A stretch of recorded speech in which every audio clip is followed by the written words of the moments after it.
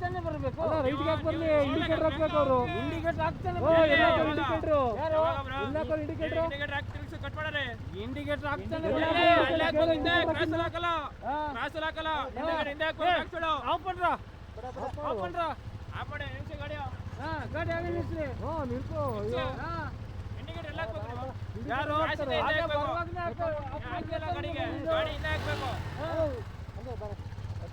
ಗಾಡಿ ಎಪ್ಪಲ್ಲ ಮುಂದೆ sir cross ಬಂದ್ಮೇಲೆ ಇಂಡಿಕೇಟರ್ ಹಾಕ್ತಾರೆ ಸರ್. ಇಂಡಿಕೇಟರ್